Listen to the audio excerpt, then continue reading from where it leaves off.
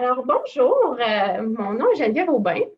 Je suis une des membres du comité de la santé mentale et du mieux-être, oui, c'est ça, du comité d'avant-garde. On est vraiment heureux aujourd'hui de vous accueillir. Donc, bienvenue à notre première séance portant sur pour discuter avec un expert des éditions TED Talk. Donc portant sur la pleine conscience. Donc, un gros merci à tous ceux qui sont là. On vous remercie de vous joindre à nous aujourd'hui. Quelques points avant de commencer la discussion. On vous demanderait, s'il vous plaît, si ce n'est pas déjà fait, de vous débrancher du réseau du VPN, donc pour maximiser la bande passante. Donc, on vous demanderait également, tout le monde devrait être sur Sourdine et je vois que les vidéos sont bien désactivées, donc tout va de ce côté-là.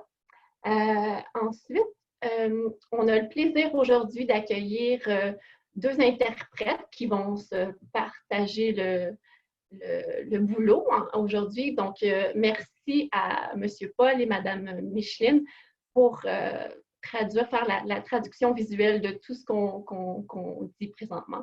Donc, c'est très apprécié.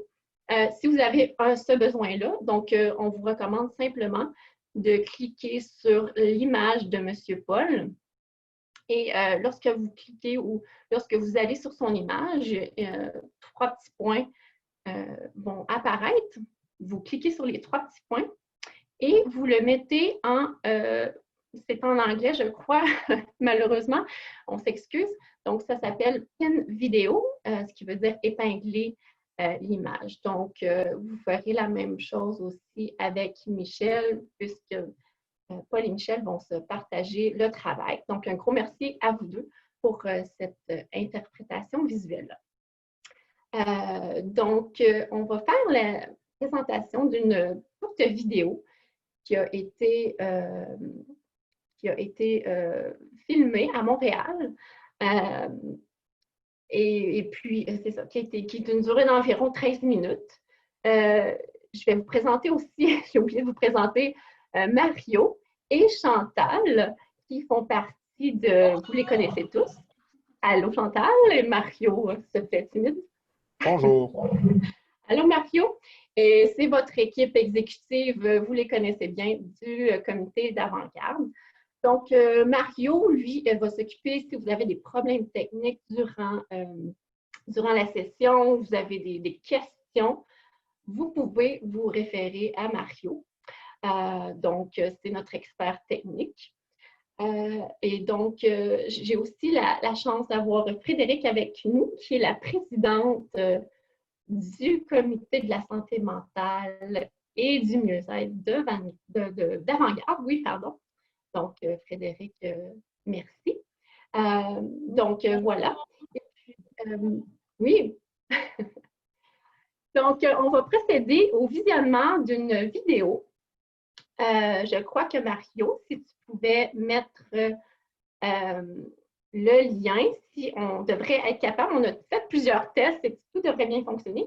Mais Mario, je crois que tu as mis le lien dans la section clavardage. Donc, on va procéder à ce visionnement de cette vidéo-là.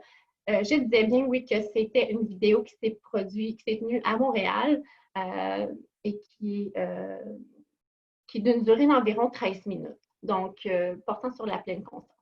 On va commencer à visionner cette vidéo-là et ensuite, on va procéder au déroulement de la séance. Donc, bon visionnement.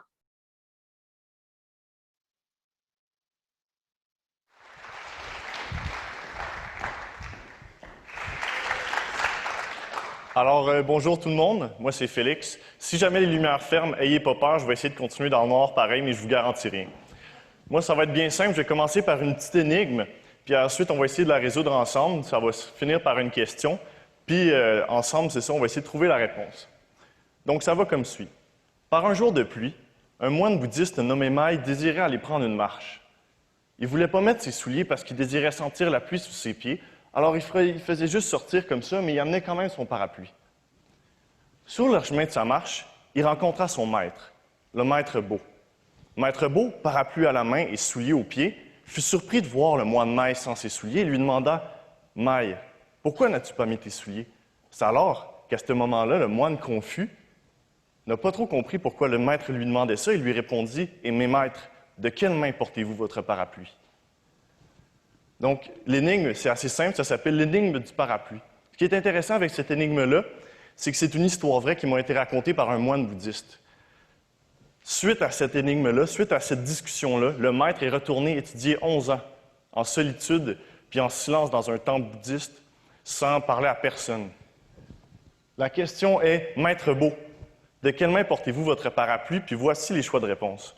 Donc, le choix de réponse A, c'est le maître donne une leçon de politesse au moine, parce que le moine a été impoli avec lui. Deuxième, le moine surpasse le maître dans sa discipline, il comprend quelque chose que le maître n'a pas compris. Troisième, la réponse n'a aucun rapport avec le parapluie ni la main. Et D, je n'aime pas les énigmes ni la méditation. C'est votre cas, désolé, c'est de ça que je vais parler, alors tant pis pour vous un petit peu. Donc, qui pense que c'est la réponse A, si vous voulez voter à main levée dans le fond? Qui pense que c'est la réponse B? Qui pense que c'est la réponse C? Qui pense que c'est la réponse D? OK, c'est pas si mal. Il n'y a personne qui a voté la réponse D. Il y en a qui ont quand même bien guessé, mais on va continuer. Puis je vais vous dire c'est quoi la réponse plus vers la fin. Ça va être un peu le fil conducteur de ma conférence. Moi, comment j'ai commencé à m'intéresser à la méditation, j'avais 15 ans.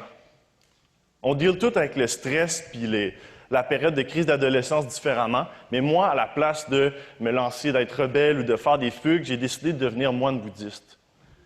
Fait que durant 1 an, j'ai étudié des textes bouddhistes puis j'allais fréquenter quotidiennement un temple. Après 1 an, j'ai demandé à mon maître, qui était un moine, j'ai dit « Comment qu'on fait pour devenir un moine bouddhiste officiellement? » C'est à ce moment-là qu'il m'a répondu « Franchement, je pense que c'est peut-être pas la voie pour toi. » Il m'a dit ça parce qu'il me connaissait quand même bien après tout ce temps-là, puis il pensait surtout que j'avais d'autres expériences à vivre qui étaient différentes de devenir moine bouddhiste. Après ça, j'ai eu une petite période de rupture avec la méditation puis le bouddhisme, mais récemment, l'année dernière, j'ai fait un vipassana. Il y en a sûrement qui ont déjà fait ça dans la salle. La retraite de méditation, 10 jours silencieux, moi je l'ai faite en Thaïlande. Ce qui m'a surpris le plus lors de cette retraite-là, c'est qu'il y avait non seulement, oui, des voyageurs puis des gens en la recherche de spiritualité et en quête spirituelle, mais il y avait une majorité de gens d'affaires qui étaient là pour prendre du recul sur le stress qu'ils vivaient quotidiennement, puis sur la complexité à laquelle ils faisaient face. Ça m'a vraiment intéressé, puis je me disais, mais pourquoi, dans le fond, si les gens d'affaires ont besoin de ça, pourquoi il y a une majorité de gens d'affaires? C'était peut-être juste un addon, mais c'est ça qui m'a mené à pousser mes recherches un peu plus. La méditation, ça a prouvé que ça réduit le stress, ça réduit le sentiment de colère, de dépression, d'anxiété et de confusion quand c'est pratiqué quotidiennement. D'autres études ont prouvé que les leaders, lors de situations stressantes, ont non seulement un taux de cortisol, qui est l'hormone du stress qui se retrouve, on peut la prendre dans la salive, c'est pour ça que c'est marqué salivary cortisol, non seulement un niveau de cortisol, mais aussi un niveau d'anxiété plus bas que les gens qui ne sont pas des leaders. Ça veut dire que la méditation, en quelque sorte, ça peut nous approcher de prendre des décisions comme les vrais leaders le font, comme les leaders qui gèrent beaucoup de complexité et de stress le font. La méditation, ça améliore aussi la capacité de concentration et ça augmente la satisfaction au travail. 80% des décisions qui sont prises par les CEO sont faites en 9 minutes. Pensez-y, 9 minutes pour considérer toutes c'est quoi les meilleures options, considérer c'est quoi les meilleurs points, comment je fais pour prendre la meilleure décision. C'est sûr qu'il faut rester concentré. La méditation, ça peut nous aider à ça, entre autres. Ça permet aussi un meilleur contrôle sur les pensées. Où je veux en venir en disant ça, c'est que 50% de notre temps, on les passe pas concentrés sur ce qu'on fait. On les passe souvent à amener nos problèmes du travail à la maison ou nos problèmes de la maison au travail. On n'est pas focusé sur qu'est-ce qu'on fait. Puis la méditation, ça permet d'encapsuler le moment présent pour être capable de vraiment pas se laisser déranger par d'autres pensées. Finalement, ça permet une meilleure vision d'ensemble aussi. Ces données-là et ces statistiques-là, oui, c'est des données scientifiques et tout, mais ce qui est intéressant, c'est que ça a été repris par des magazines comme Forbes, puis comme le Harvard Business Review, qui a publié récemment un article comme quoi la méditation pouvait vous aider à résoudre les conflits en entreprise. Ensuite, il y a aussi des gestionnaires, on connaît tous Steve Jobs, puis Steve Jobs méditait régulièrement. C'était vraiment une pratique qu'il aimait faire, puis il consultait même un maître zen régulièrement. Ça a été dit aussi, Steve Jobs a dit que les produits Apple sont inspirés du zen. Je ne sais pas si vous avez remarqué, mais il y a juste un bouton. Toutes les lignes qui sont épurées, c'est très simple. Ça veut dire, en quelque sorte, que tous les gens qui utilisent des produits Apple aiment le zen puis la méditation d'une certaine manière. C'est ça qui est derrière un peu tout ça. Puis ça, c'est non seulement il y a Steve Jobs, mais il y a aussi des CEO comme le CEO de Salesforce, la compagnie la plus innovante en 2014, le CEO de Tupperware puis le former CEO de Monsanto qui le faisait. C'est pas des deux de pique, c'est pas nécessairement aussi des gens qui sont en quête de spiritualité qui vont méditer, c'est les gens qui designent les produits que vous utilisez à tous les jours puis que vous aimez tant. Il y a plus de 1500 rapports depuis 1930 qui ont corroboré ces statistiques et ces données-là avec la méditation. Puis ça, on n'a que parlé des trucs qui font affaire pour le milieu des affaires, dans le fond. Pas aussi, parce que la méditation, ça peut aussi aider pour les problèmes de santé, comme la réduction de l'incidence des maladies cardiaques, la réduction de l'insomnie, mais aussi l'augmentation de la confiance en soi. Il y a même une étude du National Health Science qui a prouvé que la méditation pouvait réduire, arrêter, voire même renverser les effets du vieillissement sur le cerveau. C'est pas n'importe quoi, là. Plus proche de nous maintenant, il y a le programme Complexité, Conscience et Gestion à l'Université Laval qui existe depuis 15 ans puis qui introduit les gestionnaires à la méditation pleine conscience. 15 ans.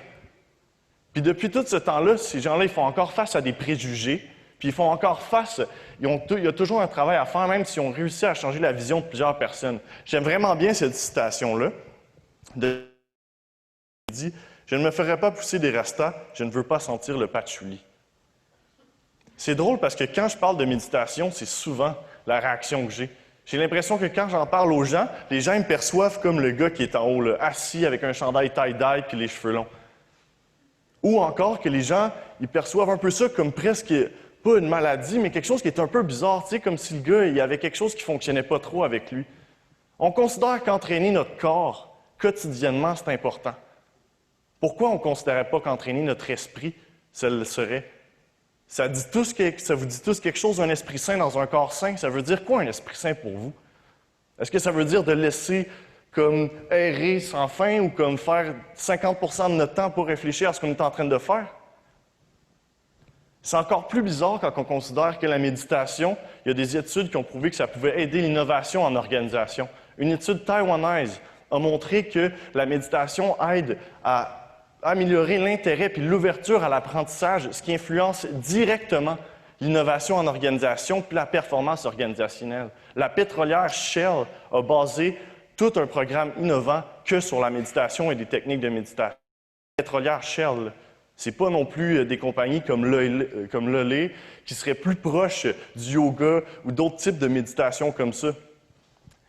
Ce qui est intéressant aussi, c'est que la méditation, ça permet une certaine forme de insight qui est au cœur du processus de la créativité puis de l'innovation. Ça permet de créer à l'intérieur de soi une capsule de réflexion où on peut penser sur nos pratiques managériales afin d'en amener des nouvelles puis de les transformer. Aussi, l'innovation, dans le fond, le but un peu que j'aimerais faire avec la méditation, c'est amener de l'innovation de rupture, de faire de la méditation un outil qui est décloisonné des préjugés et des rites religieux. Pourquoi pas? Ça pourrait très bien se faire. Le moment que vous attendez juste, ici, je vais vous donner c'est quoi la réponse à l'énigme un peu plus haut. Ceux qui ont répondu C, la majorité des gens, vous aviez raison, ça n'a pas rapport ni avec la main ni avec les souliers, mais ce qui est important, c'était le moment présent. La clé de la méditation, c'est pas de faire brûler de l'encens ou d'être assis en indien par terre. C'est pas d'aller faire des retraites de méditation. La clé, c'est seulement le moment présent. Si les études ont raison, là, ça prend que 10 minutes par jour pour voir les effets de la méditation. 10 minutes par jour, là, c'est 5 brossages de dents. Les gens, en moyenne, passent 40 minutes par jour sur Facebook. 40 minutes par jour. Ça veut dire que vous prenez un quart de votre temps de Facebook pour méditer. 10 minutes, c'est aussi 3 stations de métro. On peut méditer dans le métro, on va avoir l'air de dormir un peu, puis personne ne va s'en rendre compte, on ne va pas avoir l'air bizarre. Puis la seule chose que ça prend pour méditer, c'est le souffle. Vous n'avez pas besoin de rien d'autre pour commencer à méditer que vous concentrer sur votre respiration. Ça fait des millénaires que cette technique-là est utilisée pour aider les moines puis d'autres personnes à rester focusés puis à se concentrer. Puis qu'est-ce qui représente plus le moment présent que votre souffle? Il n'y a rien qui est autant automatique puis que vous pouvez contrôler que votre souffle. Moi, ce que je fais pour méditer, je vais vous le dire, c'est quand même bien simple. On commence avec le souffle, justement, puis on compte les respirations. Donc, en inspirant, et 1, et 2, et 3, et 4. Puis même chose en expirant, et 1, et 2, et 3, et 4. Je sais qu'il doit y avoir beaucoup de monde qui sont en train de l'essayer. Je ne vais pas vous l'imposer, parce que c'est pas ça le but, mais c'est quand même drôle, parce que c'est le feedback que j'ai eu. Tout ça pour dire que moi, je suis un gars qui est turbulent, je suis un gars qui est bouillant. Je suis un gars d'action, puis je suis un gars qui aime ça, entreprendre des affaires, puis ça l'a pas changé même avec 10 ans de méditation. Je les ai toutes essayées, les formes de méditation. J'ai déjà essayé le yoga, j'ai déjà essayé la méditation marché, j'ai déjà essayé le balayage corporel. Je les ai toutes faites. Mais celle-là, c'est le plus simple. Ce qui a changé, c'est pas moi, c'est ma vision des choses. C'est ma vision du monde. Les plus beaux moments que j'ai avec les méditations, c'est quand je me rends compte de tout le chemin que j'ai fait, puis de tout le chemin que j'ai parcouru, de l'adolescent qui ne comprenait pas c'était quoi, à la personne qui est en train d'en faire une conférence. Pour terminer, j'aimerais juste ça finir sur « Is it worth a shot? » Est-ce que ça vaut la peine d'essayer? La méditation, c'est... Ah! Ouais. C'est s'appliquer au moment présent, puis ça fonctionne toujours, alors je vais continuer. Je ne sais pas si ça vous dérange. Non? OK. Is it worth a shot? C'est surtout aussi que ça ne va pas vous guérir de rien. On l'a vu avec Steve Jobs, il est mort du cancer, pareil, même s'il méditait à tous les jours. C'est plus quand on considère qu'il y a des entreprises comme Google, Apple, puis Target qui ont mis la méditation dans leur horaire quotidien que ça peut. Si la méditation avec le souffle, ça ne vous fait pas, il y en a d'autres. Il y a plein d'autres techniques pour méditer. Puis il y a des techniques même que les gens n'appellent pas de la méditation qui continuent à la méditation. Moi, j'aimerais ça terminer avec juste une question qui n'est pas celle-là, qui est une autre que j'ai, c'est qu'est-ce que vous perdez à essayer la méditation? Ce que vous perdez à essayer la méditation, c'est probablement tout ce que vous avez à gagner. Merci.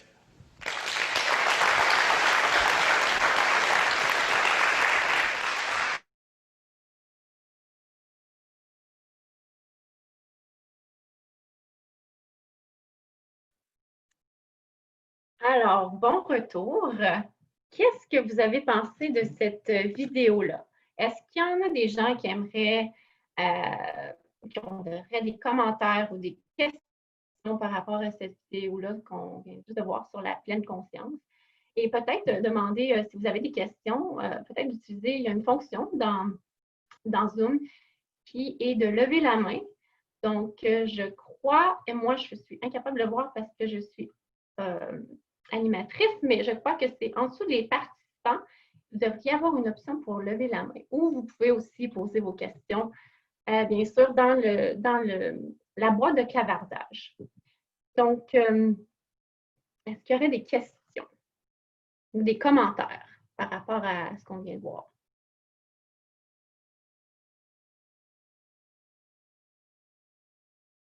Mario, est-ce que tu as des commentaires dans le clavardage ou est-ce qu'il y a des gens qui se manifestent? On n'a rien à date, Geneviève. Non? OK.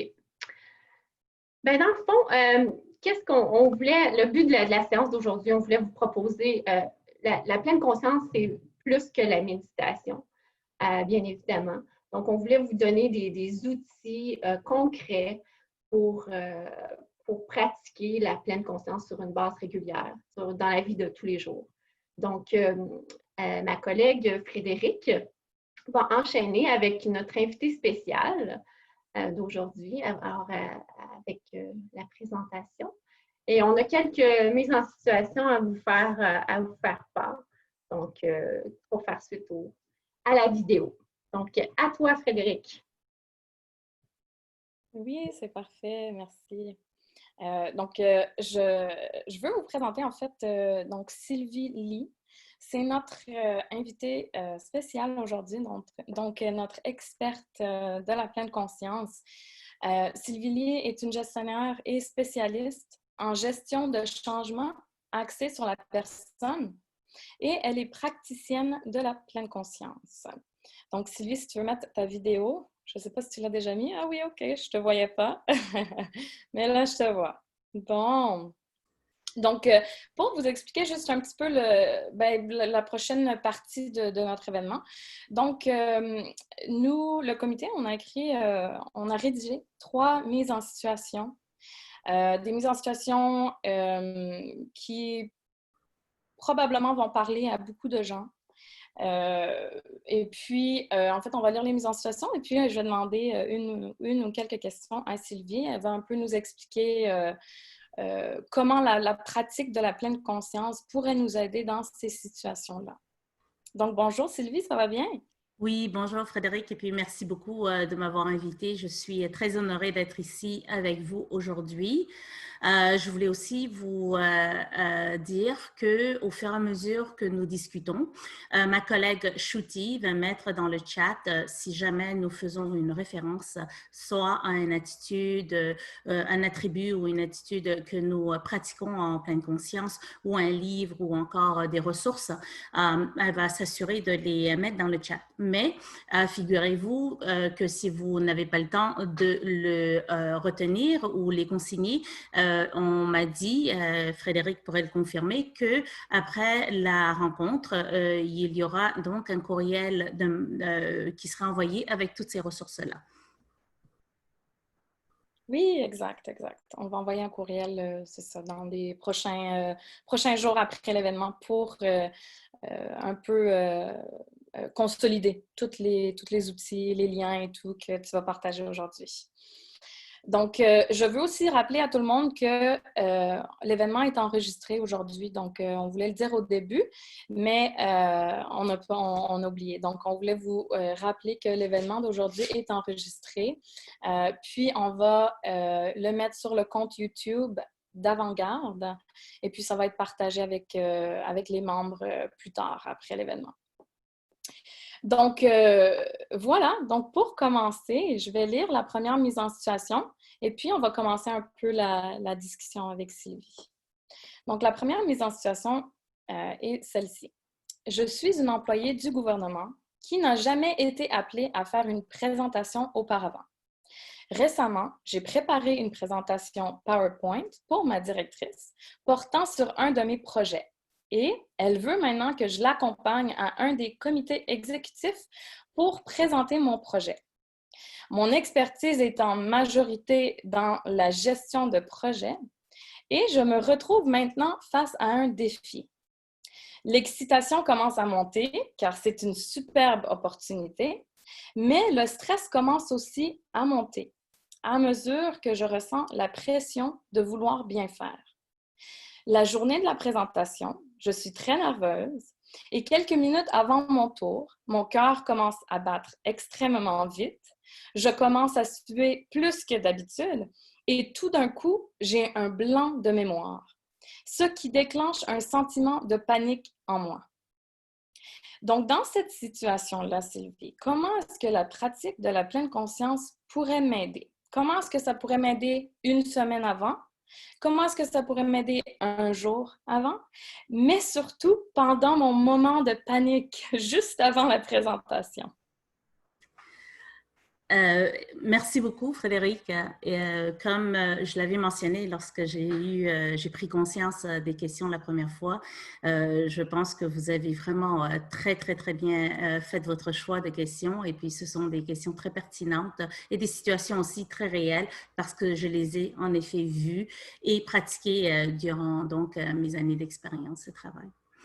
Avant que je puisse sauter dans les solutions et puis vous proposer quelques trucs qui sont faciles à pratiquer, j'aimerais rappeler aussi, selon parfaitement comme notre conférencier dans le TED Talk l'a fait, c'est que la pleine conscience n'est pas nécessairement une activité où on devrait mettre 10 minutes très spécifiquement par jour à le faire, parce qu'on peut même le faire en respirant, en allant à notre réunion, en prenant notre petit déjeuner. On peut manger avec conscience. Nous pouvons donc attendre l'autobus avec conscience. Nous pouvons prendre notre douche avec conscience, dans le sens que au lieu de juste se laver rapidement, on peut, par exemple, faire ce qu'on appelle un remerciement, une gratitude, donc une action de gratitude envers tous les organes de notre corps qui nous tient debout et puis qui nous fait fonctionner toute la journée. Je pense que souvent, très souvent, on oublie que nous sommes un être humain avec quand même un fonctionnement et puis une machine qui a besoin de fonctionner qui fonctionne d'ailleurs, mais nous ne le reconnaissons pas parce que nous le prenons pour acquis.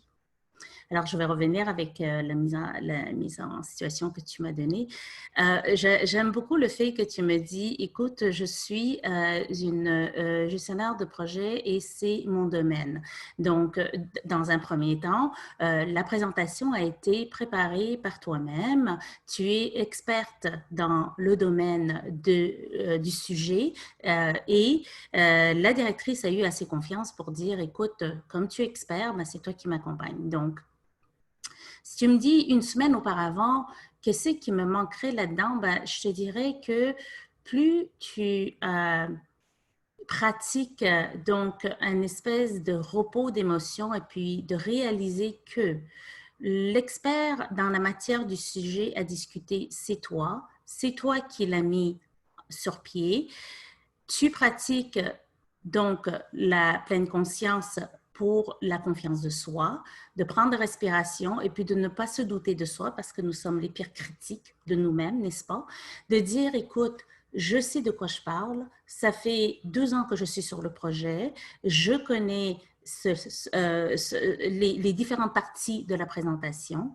Ce qui serait important, par exemple, serait pour toi de pouvoir communiquer avec la directrice entre-temps pour dire, ça me ferait un grand plaisir de faire la présentation. Par contre, vu que tu es tellement bonne, comment dit-on ça, supporteur de mon travail, j'adorerais que tu me surveilles durant la présentation et puis que tu m'aides au cas où je sors un peu du sujet ou je m'en vais, par exemple, dans les détails trop pointilleux et donc je n'ai pas besoin de le faire à cette étape-là. Je pense qu'une semaine avant la présentation, ce dont on oublie souvent, et je pense que je vais revenir à quelque chose que tu m'as souvent parlé, tu es une chanteuse professionnelle et puis tu sais que la pratique et la connaissance, donc évidemment être expert dans ce qu'on fait, donc la pratique de ta voix, de chanter des récitals et puis de la capacité de pouvoir faire une présentation devant le monde, de connaître où aller vraiment frapper lorsque on est en train de pratiquer, c'est quelque chose de très important. Donc, avoir confiance en soi, demander de l'aide pour l'appui et une journée auparavant ou même une semaine, enfin les quelques jours entre la semaine et puis la journée, c'est de pratiquer. Alors, c'est de prendre des personnes dont tu as confiance et puis je regarde peut-être ton équipe directe, prendre 2, 3 collègues et puis de les dire, mais écoutez, voulez-vous venir avec moi dans une salle et puis m'écouter, donner un dry run, donc un essai de ma présentation et me dire en toute honnêteté, qu'est-ce que vous voyez qui a bien fonctionné et ce qui n'a pas fonctionné pour m'aider à réajuster le tir. Parce qu'on ne se voit pas aller jusqu'au moment où une personne en face de moi ou en face de nous autres, le miroir, nous fait revenir donc l'image de ce dont on est en train de faire. Et évidemment, être très ouvert, donc l'ouverture d'esprit aux critiques qui sont faites par nos collègues. 2-3 minutes auparavant, avant la présentation, c'est la nervosité et les émotions qui nous montent dessus. Alors, se connaître soi très bien et puis de savoir qu'est-ce qui nous énerve le plus. Donc, si, par exemple, ne pas avoir une bonne nuit de sommeil fait de sorte qu'on ne performe pas bien, ben, assurez-vous de bien dormir la veille parce que vous avez une très grosse présentation.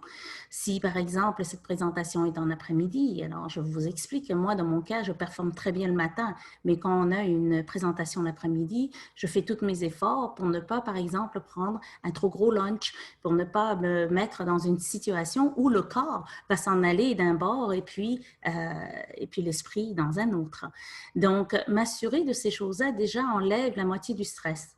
Puis les autres stress qui sont plus émotifs dans le sens que, bon, les papillons dans l'estomac, c'est la première fois que je vais présenter devant le président de l'organisation, le sous-ministre adjoint. Mon Dieu, qu'est-ce qu'ils vont penser de moi? Toutes ces voix qui passent à la tête peuvent être résolues en prenant des très, très, très grosses et profondes respirations. Donc, pratiquer, comme notre conférencier l'a dit, une respiration profonde et rythmée va donner à toutes les cellules de notre corps assez d'énergie pour pouvoir justement contrer cette émotion-là et puis les mains moites et puis le cœur qui bat rapidement. Parfait, merci. J'aime ta réponse. C'est aussi simple que de respirer, hein? C'est ça, De prendre des exactement. grandes respirations, des respirations profondes. Donc, c'est aussi simple que ça, des fois. Et puis, on n'y pense pas parce que c'est tellement inné en nous qu'on n'y pense plus à la respiration, hein? Donc, c'est quand on pratique la pleine conscience, la méditation, le yoga, toutes ces choses-là qui nous font pratiquer la respiration. Là, on s'en rend compte de l'importance de la respiration, hein? Tu as un point, excellent point, Frédéric. La première chose qu'on fait lorsqu'on vient dans ce monde-là, c'est de prendre une respiration. Puis la dernière chose qu'on va faire quand on va la quitter, c'est de prendre notre dernière respiration, notre dernier souffle. Mais je mettrai ma main au feu pour voir combien de personnes ici prend vraiment le temps de vraiment examiner de quoi ça a l'air lorsque vous prenez un beau gros souffle. De quoi ça a l'air dans votre corps? Quelles sont les sensations? Qu'est-ce que ça vous fait? Qu'est-ce que ça donne comme résultat? On ne remercie pas notre corps assez pour cette merveilleuse machine qui nous fait fonctionner. Absolument, absolument. Je suis tout à fait d'accord avec toi. Donc, pour cette mise en situation, vu qu'on en a plusieurs, on s'est dit que, je sais que Sylvie a dit beaucoup de choses, donc je voulais demander à vous, les participants, si vous avez une question, des questions, un commentaire, peut-être que vous voulez partager à votre tour une expérience que vous avez vécue ou quoi que ce soit. Est-ce que quelqu'un voudrait dire quelque chose ou poser une question? Soyez pas gênés, là. On ne mord pas, on promet.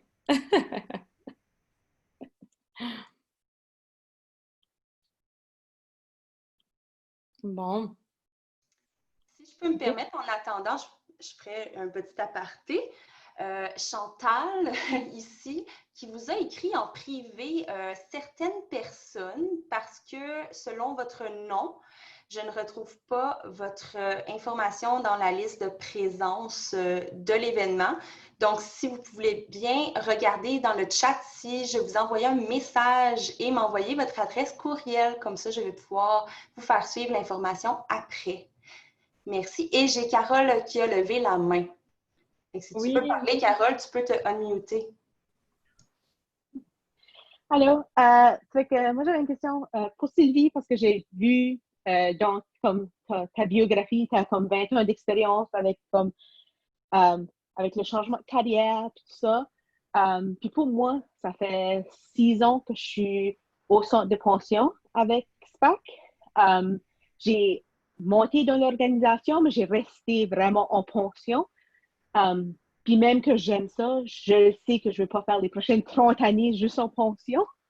Est-ce que tu as des suggestions ou des choses comme ça pour les gens qui cherchent? Parce que je sais qu'avec dans le passé, quand les gens appliquaient pour des jobs, c'était vraiment à travers comme jobs.gc.ca, c'était vraiment comme ça que les gens allaient. Mais maintenant, c'est vraiment comme...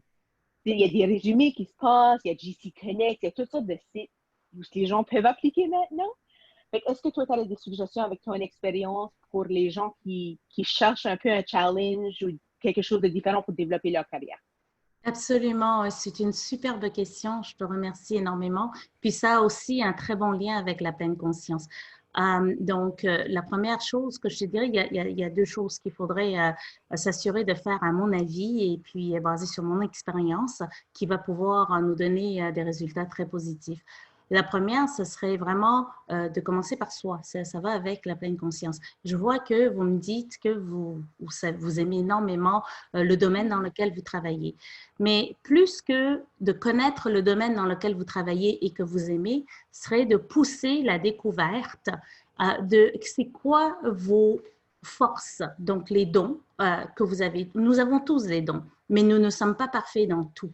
Alors, par exemple, je suis une personne qui déteste les détails et je travaille beaucoup mieux avec ce qu'on appelle les vues d'ensemble, les images complets d'un projet avant d'aller œil de faucon dans un détail. Puis il y a des gens qui sont œil de faucon dans les détails. Alors, la première chose, c'est de voir, à part le travail que vous aimez énormément en ce moment, quels sont vos dons? Est-ce que vous êtes une personne qui aime énormément analyser? Vous adorez lire les politiques et puis les directives. Vous adorez, par exemple, voir, comparer qu'est-ce qui se passe d'un gouvernement à un autre, d'un pays à un autre, d'une économie à une autre. C'est de trouver, selon les types d'emplois, parce qu'une fois qu'on a commencé au gouvernement, on s'entend, il est très difficile d'en ressortir à cause de tout le paquet qui vient avec pour la retraite et puis les bénéfices. Donc, on veut quand même rester dans la ligne du travail ou des professions de gouvernement. Donc, vous définissez ce que vous êtes très, très, très bonne à faire et dont vous serez content de faire parce qu'il y a une très grosse différence entre ce dont on fait très bien et qui nous suce toute l'énergie du corps et ce dont on fait très bien et puis qui nous nourrit et puis qui nous énergise. Donc, c'est deux très grosses différences là-dedans. Une fois que vous avez découvert ça, par rapport aux différents postes que nous avons au gouvernement, commencez donc par SPAC, ou votre employeur présent, et de voir les différents types d'emplois que nous avons dedans. Si vous n'êtes pas au courant de tous les postes, soyez curieuse. Donc, il y a un attribut en pleine conscience qui est l'attribut de ce qu'on appelle l'attitude du débutant, donc le beginner's mind, de voir tout avec des yeux d'un nouveau-né, puis de dire « Oh, c'est intéressant, j'ai jamais vu que dans ce type d'emploi-là, nous pouvons aussi pratiquer telle force que j'ai déjà développée dans le poste que je fais en ce moment. » Donc, de commencer le travail avec soi. La deuxième partie du travail qui est évidemment celle qui est un tout petit peu plus difficile si on est introverti. C'est un peu plus facile pour des gens qui sont extravertis. C'est de faire des liens. De faire des liens en regardant, bon, OK, je regarde pas seulement mon équipe de 4 personnes. On est ici dans un petit coin, on est virtuel, il y a personne qui s'occupe de nous, donc on est très isolé, mais c'est de voir comment je peux faire un lien avec la prochaine équipe. L'équipe est un tout petit peu plus gros. Comment je fais le lien avec l'équipe qui est encore plus grosse. Donc, l'exemple, dans mon cas, je travaille pour le projet de la réhabilitation de l'édifice du centre, mais après, on est dans la branche des services, excusez-moi, l'infrastructure parlementaire et sciences. C'est la traduction que je fais de librement de ma tête. Et puis après, bon, alors c'est l'organisation SPAC, et puis ça grandit, puis de comprendre comment est formée la toile dans laquelle mon organisation est. Ça, c'est une façon. L'autre façon que vous voulez faire, vous dites, ben écoutez, je suis experte EC, donc dans ce cas-là, je veux comprendre c'est quoi le cheminement des EC au gouvernement et de faire un choix de différents départements dans lesquels les EC se concentrent et évidemment de pouvoir à ce moment-là voir comment vous pouvez vous connecter ou de faire un lien avec les personnes qui sont dans ces domaines-là et qui pourraient vous introduire justement à d'autres postes. Ça, c'est une façon interne-externe. La dernière façon que vous pouvez faire, c'est de bâtir une relation avec votre supérieur. On le dit très souvent, et puis vous allez voir au fur et à mesure de nos mises en situation, nous avons parlé de ça, c'est que nous sommes tous des êtres humains. Nous sommes tous appelés à travailler ensemble et veuillez, vous le savez, qu'on le veuille ou qu'on ne le veuille pas, on passe plus de temps avec nos collègues que nous passons de temps presque avec notre propre famille. Parce que le temps qu'on passe avec notre famille, la moitié d'entre eux, de ce temps-là, nous dormons. Donc, nous sommes inconscients. Alors, ce que je voulais vous dire, c'est que la relation que vous bâtissez avec votre collègue ou votre superviseur vous permet d'ouvrir des portes. Dans votre évaluation de rendement, vous pouvez dire, ben, je suis peut-être très bonne, j'ai peut-être eu un surpass cette année ou surpassé dans mon évaluation de performance, mais je pense que ce n'est pas un cheminement que je veux rester les prochaines 20 ans de ma vie. J'aimerais me donner un défi.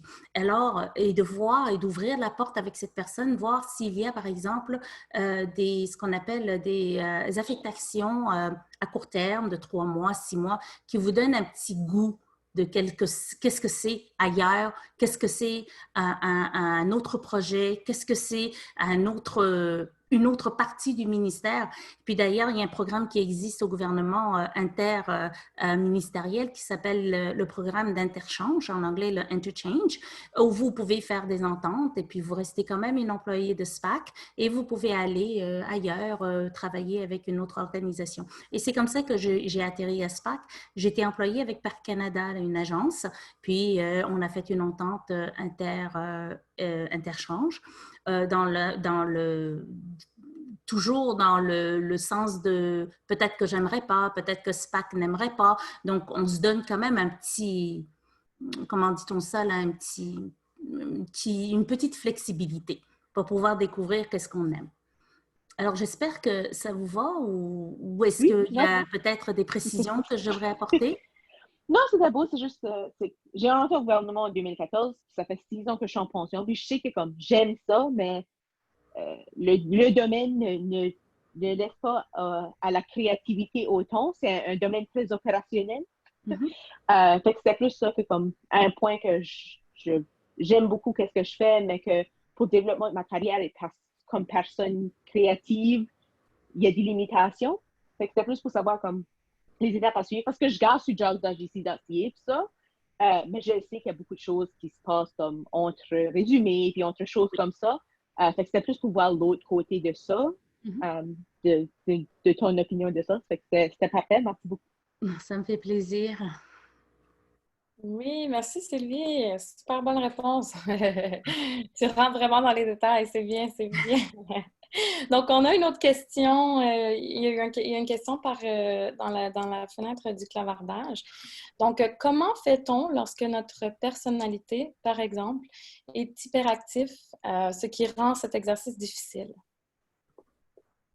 J'adore ça. Vous avez vu notre conférencier, juste à le regarder, comment il parle. Bon, on s'entend qu'il y a une certaine nervosité lorsqu'on fait un TikTok, c'est certain, mais juste la rapidité avec laquelle il parlait, la manière dont il marchait, les exemples qu'il donnait, qu'il a dû être une personne hyperactive ou il est une personne hyperactive.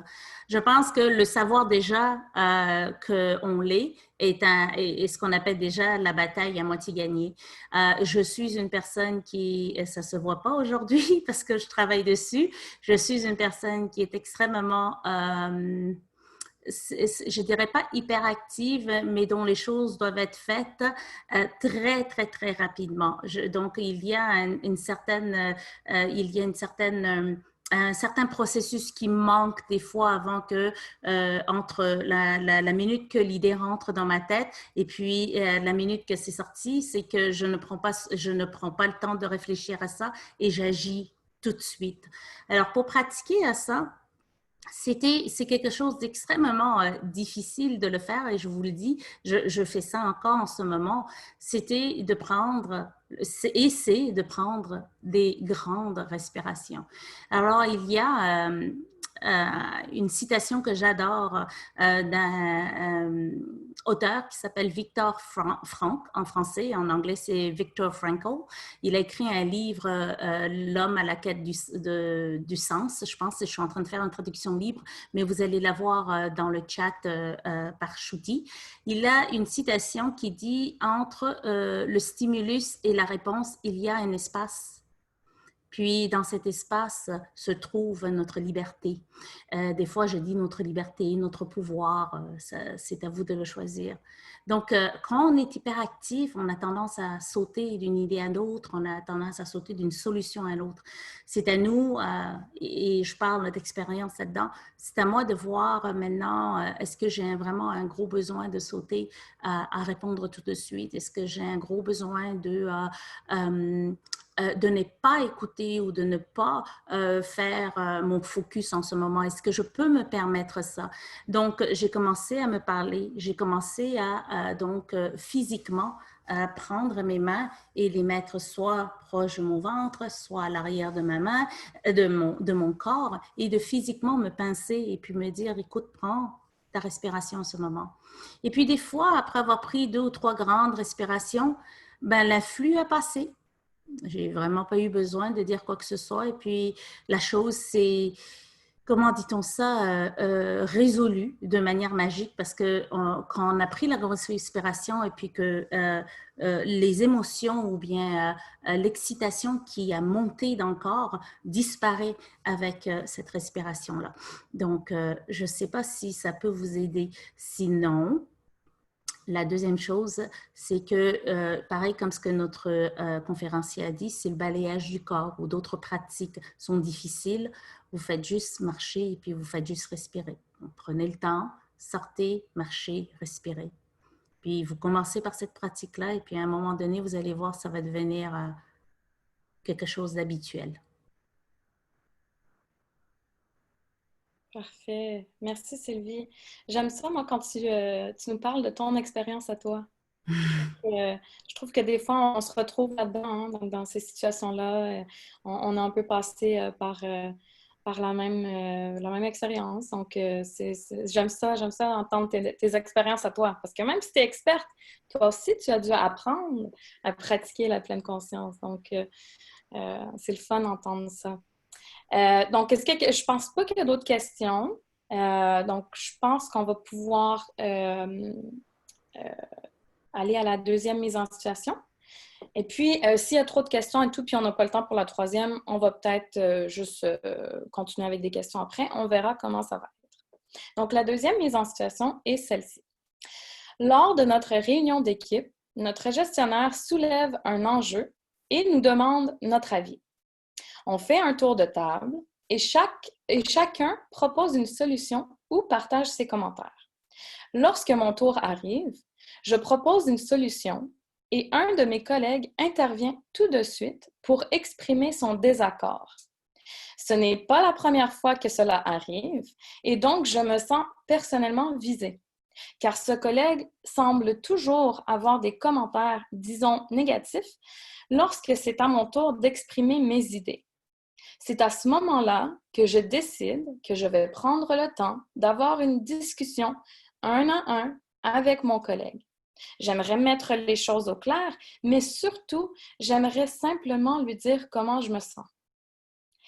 Donc, je suis sûre que tout le monde ici aujourd'hui a passé par une situation un peu similaire. Donc, je suis sûre qu'il y a quelqu'un tout le monde a un collègue avec qui on s'entend plus ou moins, je devrais dire, ou qu'on a des idées différentes. On n'a pas nécessairement les mêmes idées, on ne pense pas de la même façon. Donc, je suis sûre que tout le monde a un ou une collègue comme ça.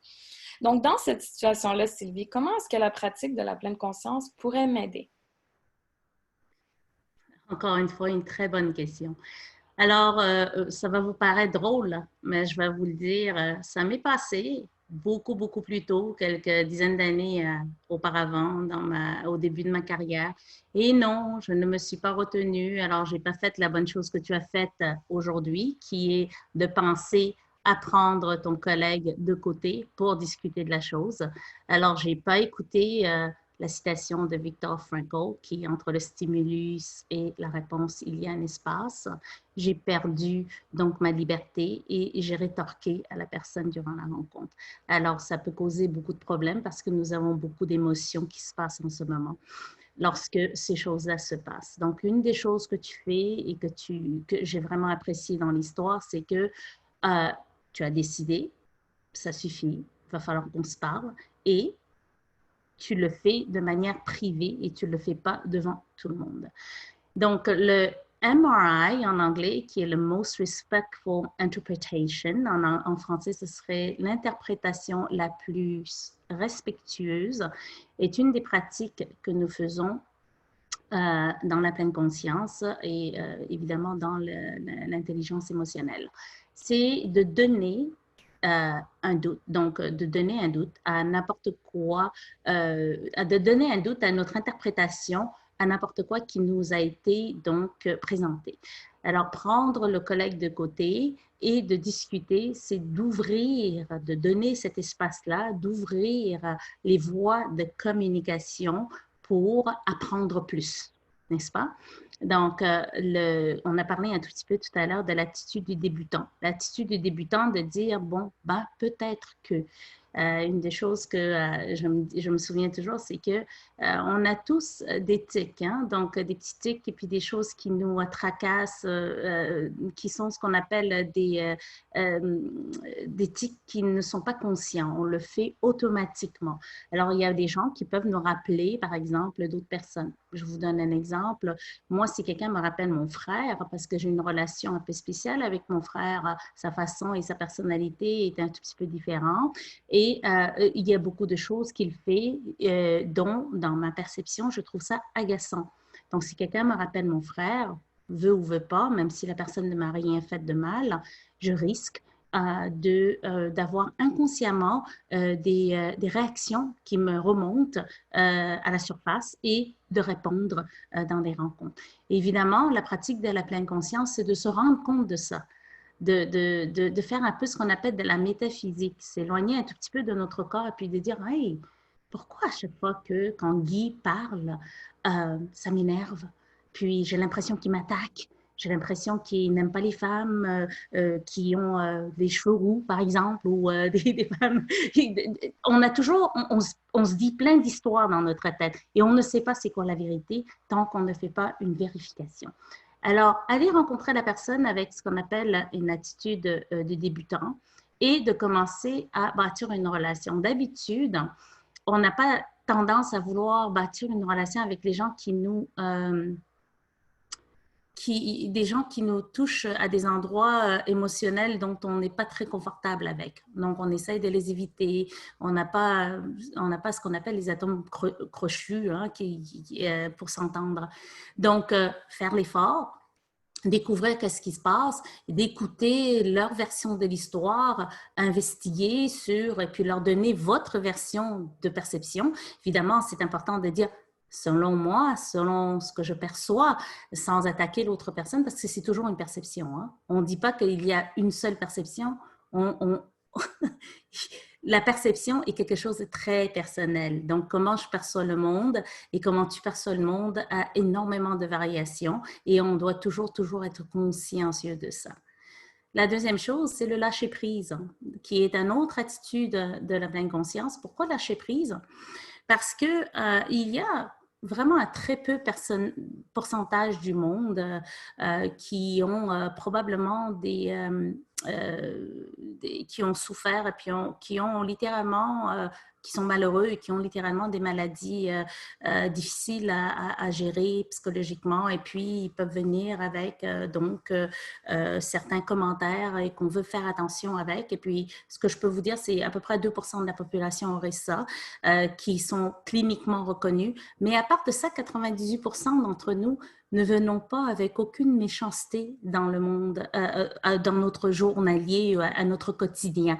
On fonctionne en ayant en tête la meilleure des intentions. Donc, le lâcher-prise serait de dire, peut-être Guy, il a appris à parler de cette manière-là et puis que je fais mon point avec, puis que je lui explique, mais à la fin de la journée, si ça ne se rectifie pas tout de suite ou c'est quelque chose qui va prendre peut-être 1 ou 2 ou 3 conversations, on va lâcher prise et puis on va regarder cela avec beaucoup de compassion et accepter ça et puis dire, la prochaine fois, je vais le rappeler et puis tant que les gens ne font pas ça de manière méchante, évidemment. Alors, comme j'ai dit, entre parenthèses, j'exclus des cas très spéciaux.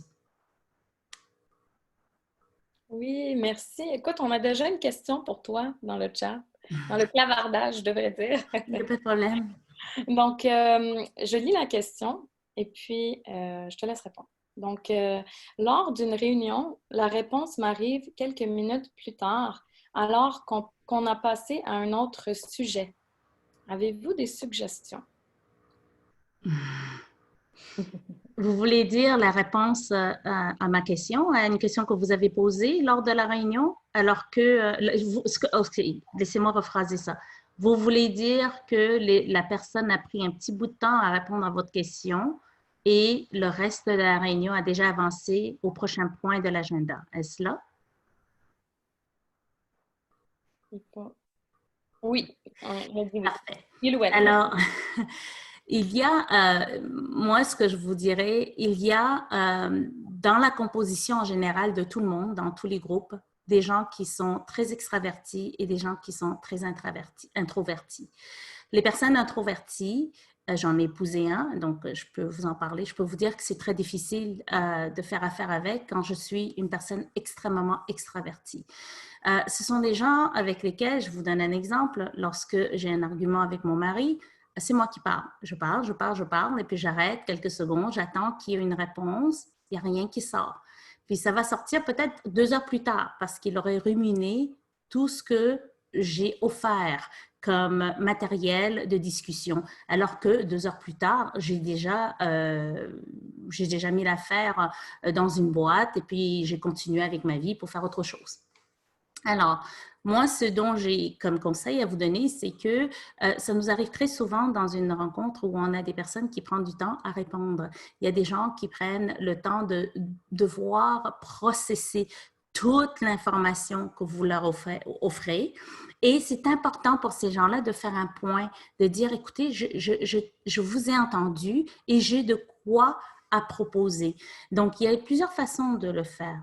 Une façon, c'est de dire, écoutez, faute de temps aujourd'hui, nous allons poser la question et nous aimerions aussi ouvrir le forum pour que la personne puisse renvoyer le courriel avant la fin de la journée pour proposer un point par rapport à ce que j'ai dit, parce qu'on aimerait donner le temps à tout le monde de pouvoir digérer l'information et de penser à nous donner une réponse qui est pertinente et qui sert à quelque chose et pas seulement à, comment dit-on ça, s'envoyer des fleurs ou mousser un tout petit peu son ego. Je veux dire, ça arrive aussi beaucoup dans des rencontres.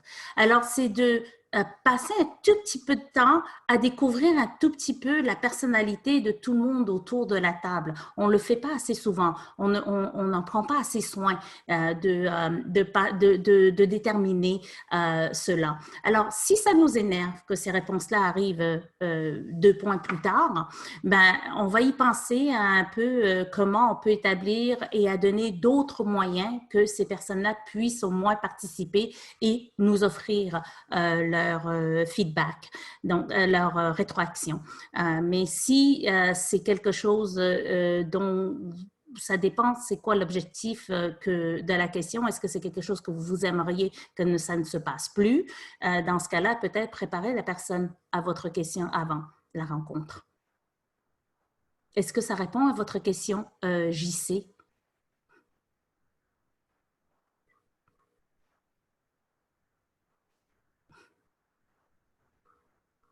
J'attends de voir. Oui, Merci. oui, on a une réponse. Oui.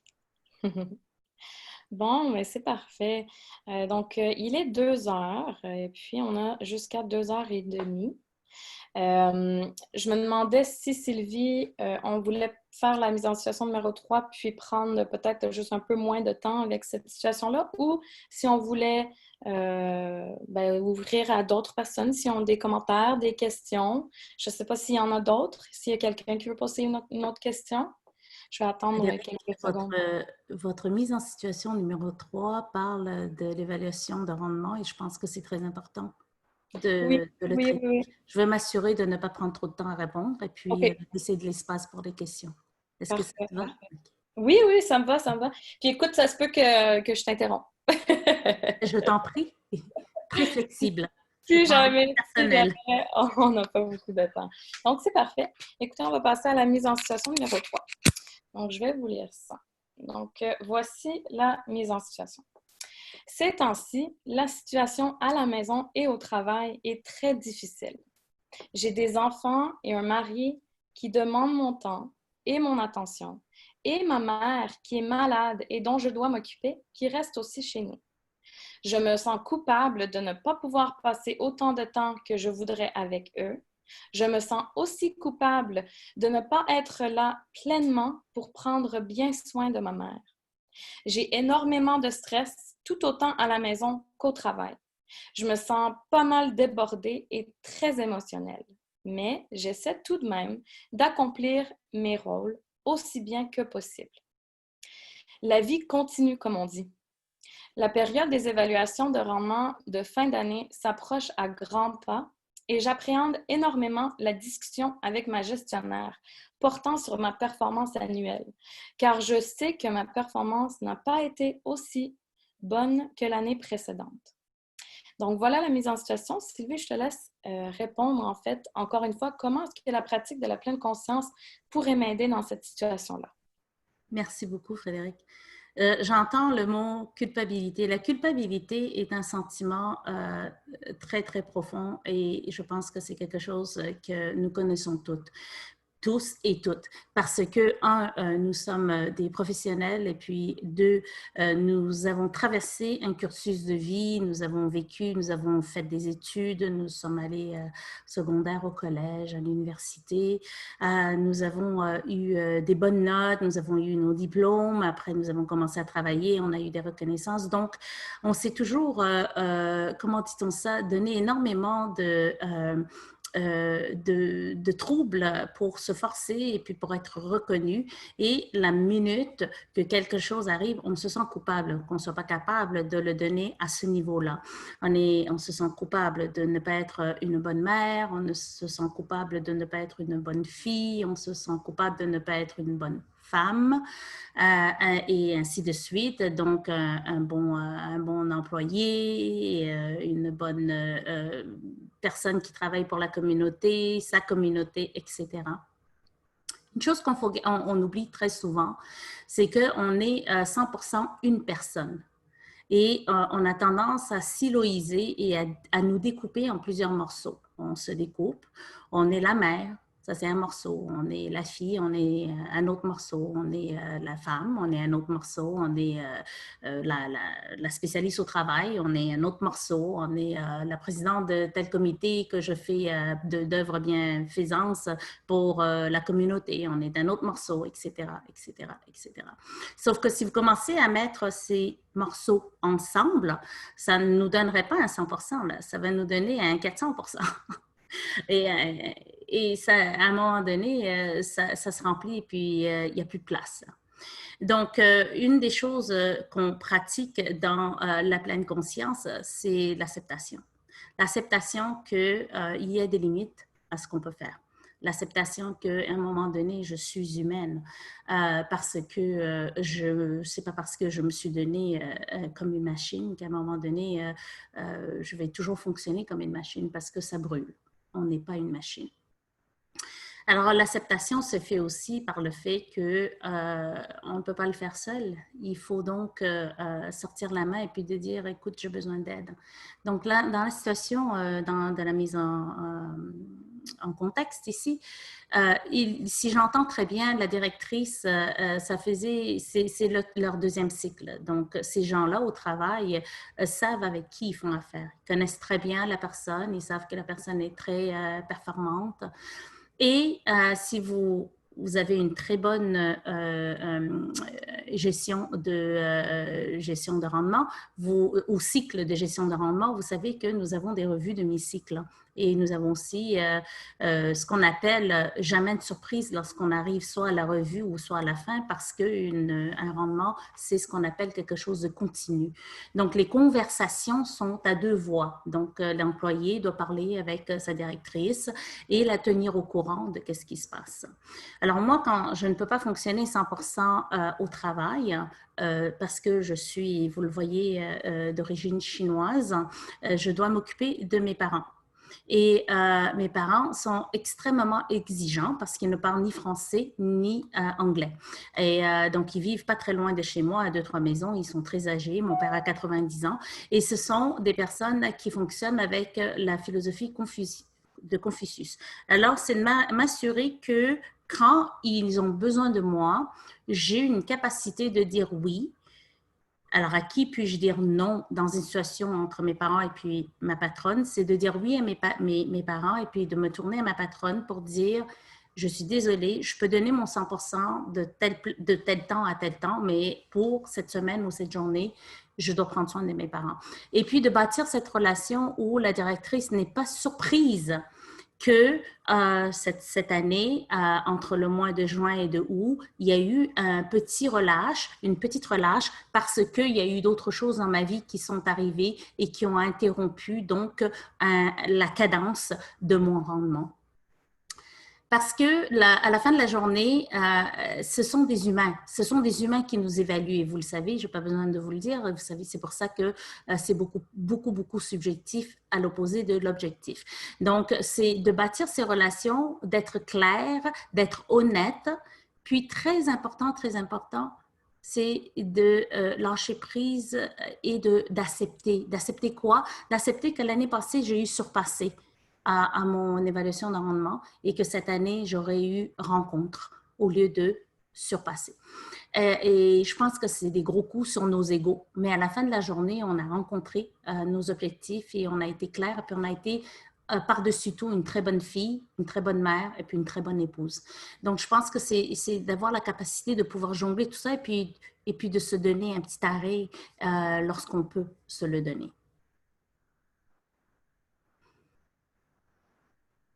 Oui, merci beaucoup Sylvie. Il y a tellement de bonnes informations là-dedans, dans ce que tu dis. En tout cas, j'adore. Je suis très, très contente que tu as accepté de venir aujourd'hui ici avec nous. Donc, écoute, il y a déjà une autre question dans la boîte de clavardage. Donc, je la lis. Comment conscientiser certains gestionnaires pour entreprendre cette démarche personnelle? Donc, lors des discussions de rendement, le gestionnaire exerce son pouvoir de gestion, mais c'est parfois perçu comme du harcèlement. Donc, encore la question est comment conscientiser certains gestionnaires pour entreprendre cette démarche personnelle? C'est tout un art, gérer les gens. Hein? J'entends les gens qui me disent très souvent « Ah non, non, non, non, moi, il faut que je monte dans l'organisation. » Évidemment, à un moment donné, plus on monte, les postes de spécialistes, ça n'existe pas tant que ça. Et puis, on devient gestionnaire de groupe et gestionnaire de branches, de direction, etc. Vous voyez souvent qu'on a des formations très spécialisées pour les professions, mais c'est très rare des formations spécialisées dans la gestion du personnel. Parler aux gens est tout un art. On ne peut pas forcer telle que la pleine conscience, nous ne pouvons pas forcer une personne de pratiquer la pleine conscience, mais on peut ce qu'on appelle en anglais nudge, donc influencer. Le mot en français, ce serait influencer. On peut influencer dans notre façon de parler. Votre question, j'y sais, je l'ai vécu. J'ai eu un directeur qui était tellement direct dans sa façon de communiquer que si je l'entendais de manière un tout petit peu non à pleine conscience, j'aurais pris n'importe quoi qu'il ait dit comme une attaque. Par contre, si on commence, nous, à s'ouvrir et avoir ce qu'on appelle l'attitude du débutant, avoir un esprit ouvert et de se dire, mais mon directeur, c'est une personne qui est très détaillée, qui doit absolument aller dans ce qu'on appelle en anglais « in the weeds », donc aller dans les plus détaillés des grains de sable de la situation. C'est de pouvoir accepter que la personne est comme ça et puis de ne plus entendre tout ce qui est, comment dit-on ça, qui nous pique nos émotions, mais plutôt de prendre l'essentiel du message. Alors, ça m'a pris, et je vous avoue que ça m'a pris 2 ans littéralement, pour ne pas m'arracher les cheveux de la tête. Et j'en ai beaucoup encore qui me restent, donc j'en avais beaucoup plus que ça. Et de ne pas me sentir déprimée et de dire, ben écoutez, la personne parle de cette manière-là. L'autre chose, c'est votre comment dit-on ça, ouverture avec votre gestionnaire sur les échanges. Donc, comment échanger et puis de dire, écoutez, est-ce qu'on peut, par exemple, offrir un feedback ou une rétroaction? Lorsque je donnais des évaluations de rendement, on le donne toujours de 3 façons.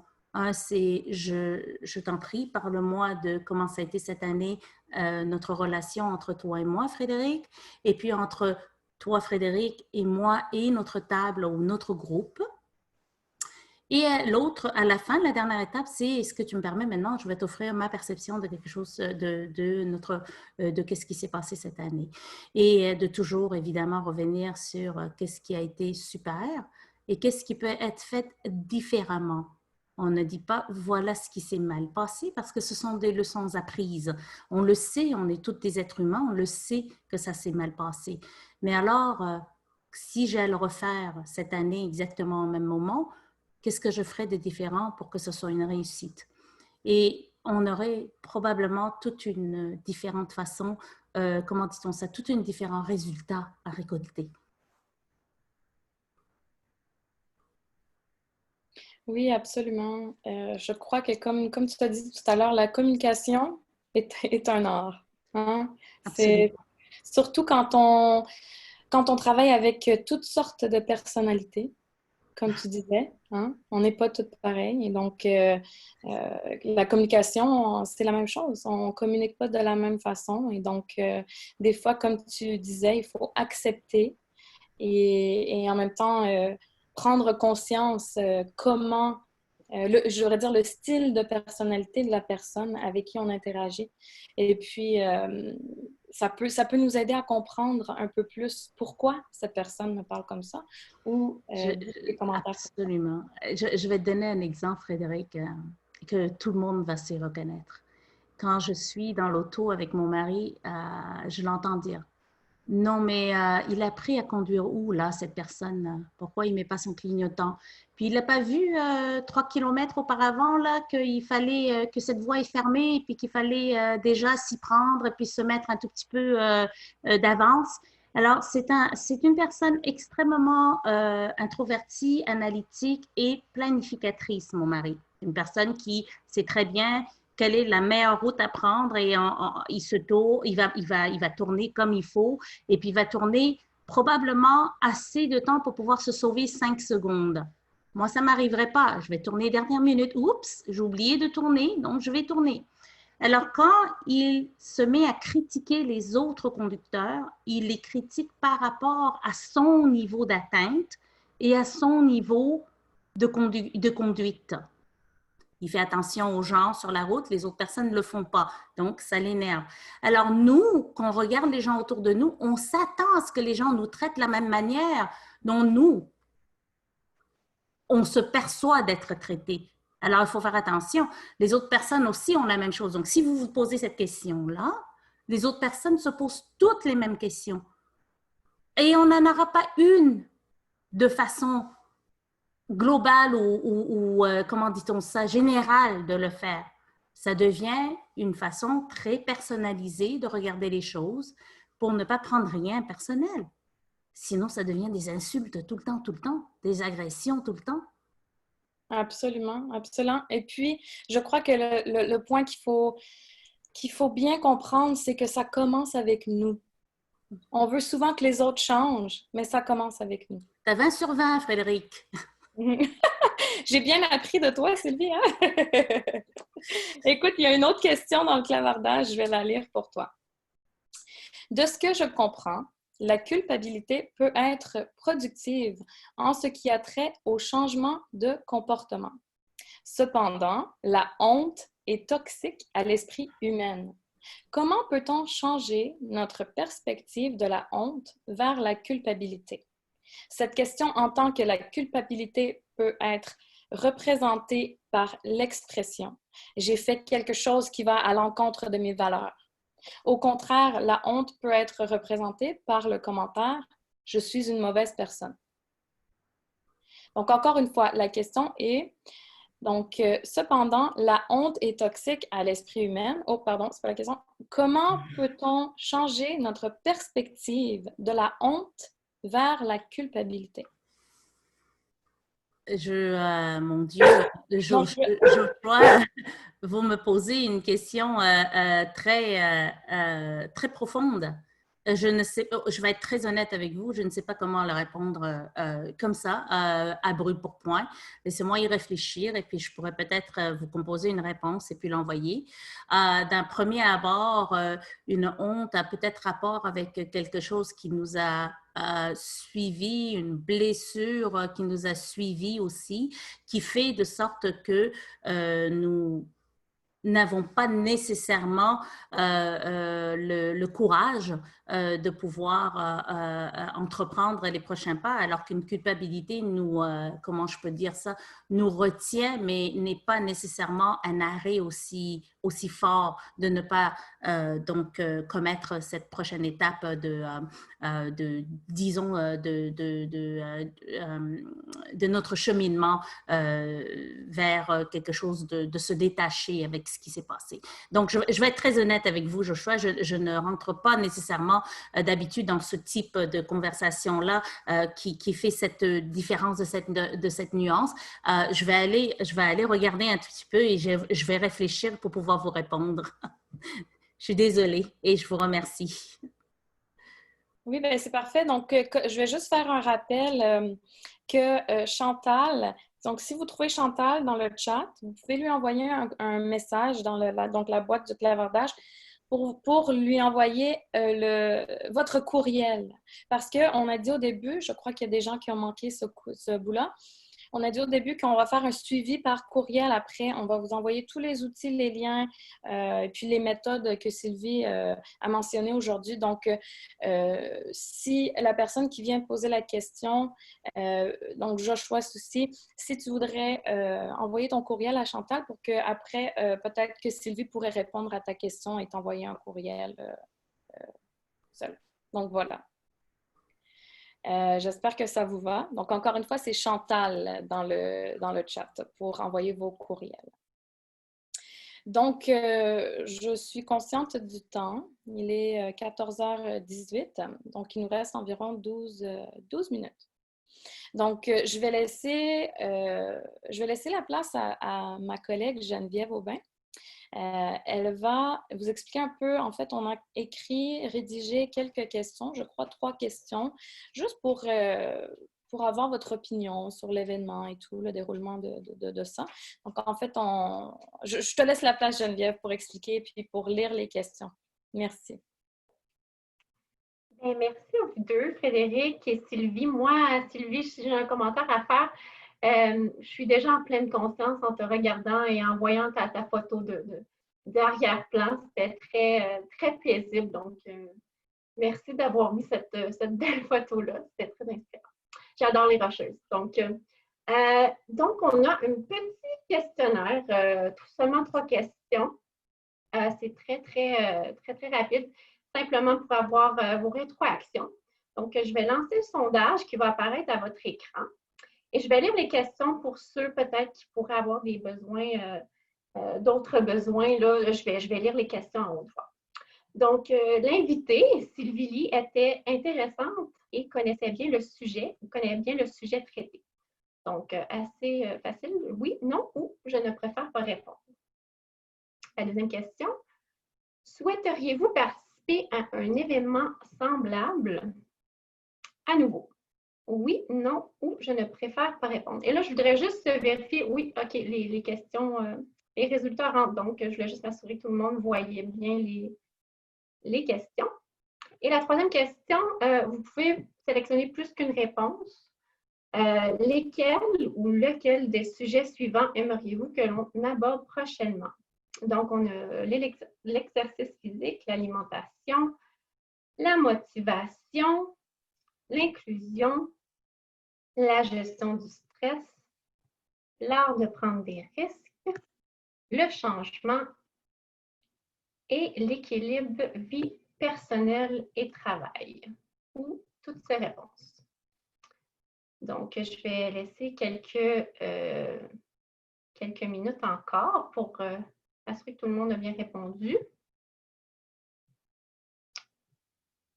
Parfait. En même temps que les gens répondent, on a eu une autre question, je crois, de JC.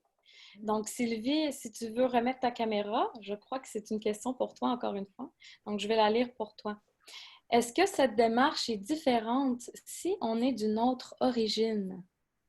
JC, est-ce que vous parlez de la démarche de la pleine conscience? Vous parlez de la pratique de la pleine conscience?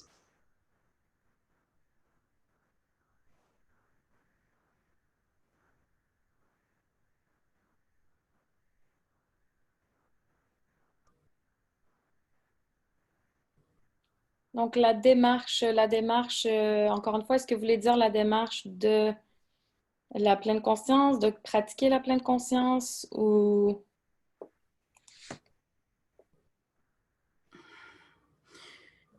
Je suis désolée de vous demander de préciser, si vous voulez pratiquer la pleine conscience, est-ce que c'est différent si vous êtes d'une autre origine?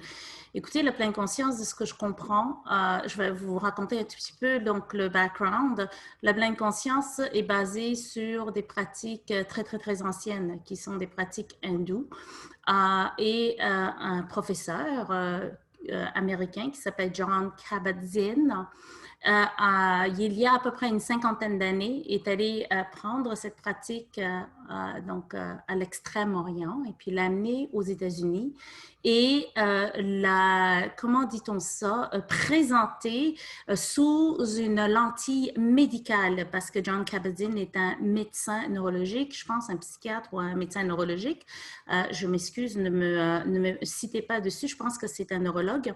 Et il a donc mis sur pied ce qu'on appelle le MSBR, donc le MBSR, donc le Mindfulness Based Stress Reduction, qui est un programme de réduction de stress basé sur la pleine conscience, qui est pratiqué en Amérique du Nord. Donc, depuis une cinquantaine d'années, après beaucoup, beaucoup de disciples, puis je peux vous en citer une couple qui sont très connus, tels que, par exemple, Tara Brach et puis Jack Kornfield, sont tous des gourous ou bien des leaders dans ce domaine-là.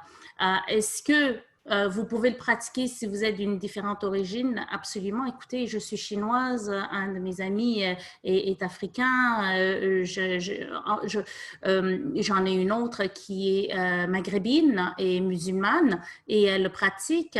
Et je pense que nous avons tous une histoire culturelle que nous pouvons raconter, qui nous relie justement à la bonne pratique des 9 attributs de la pleine conscience. Donc, je vais vous les citer. Les attributs de la pleine conscience, c'est de pratiquer l'attitude du débutant, le non-jugement, le lâcher-prise, l'acceptation, la confiance, qui est la confiance de soi et la confiance envers l'autre, la patience, le laisser-être ou le non-vouloir, la gratitude et la générosité.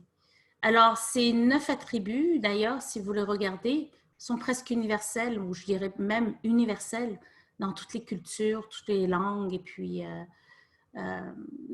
toutes les couleurs de la Terre, à mon avis. Oui, Sylvie, merci. Je ne sais jamais quand tu vas finir, donc je ne mets pas ma caméra pour que tu sois en grand plan. Bon, ben écoutez, il reste 5 minutes. J'espère que j'ai répondu à la question qui m'a été posée. Je ne suis pas certaine, mais je veux juste m'assurer que ça a bien répondu à la question. Oui, allez, ben, on peut demander à JC si peut-être on voulait plus de précision ou quoi que ce soit.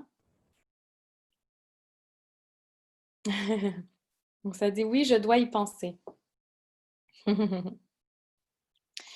Donc, je vais laisser Chantal juste entre-temps. JC, si tu as une autre question, tu peux la tu peux la mettre. Ou quelqu'un d'autre. Chantal voulait juste faire une petite annonce vite fait. Chantal est la présidente d'Avant-Garde. Donc, vas-y, Chantal. Bonjour tout le monde. J'espère que vous avez aimé l'événement. Je veux avant tout remercier l'équipe du comité de la santé mentale et du bien-être.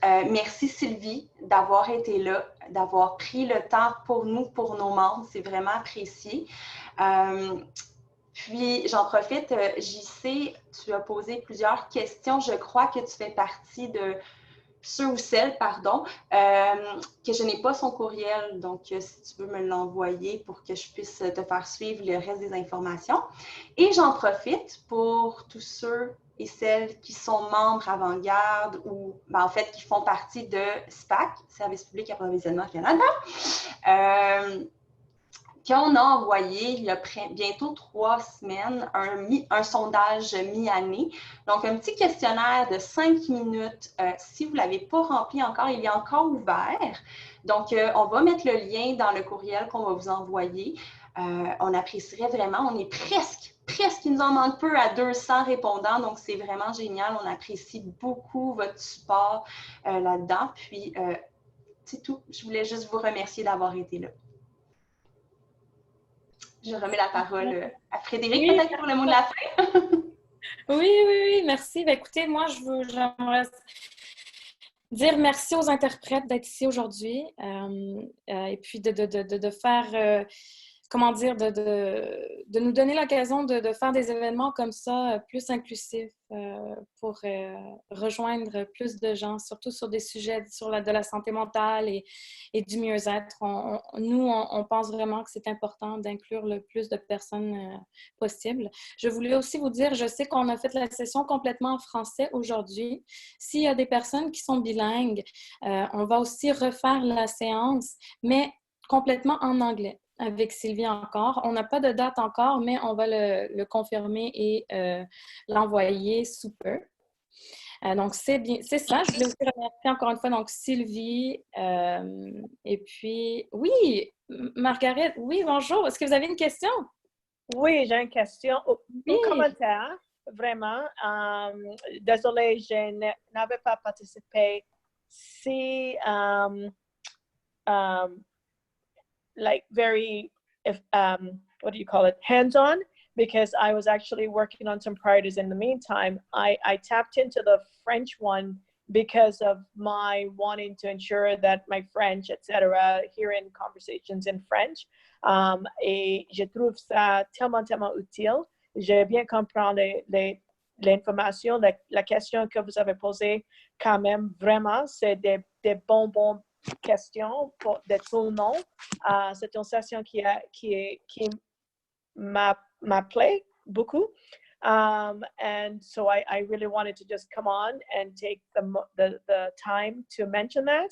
And I think it was very well done. And our guest really appreciated it. I think it was just wonderful hearing her personal perspective applicable to a number of these sessions. So I just wanted to say that. Thank you.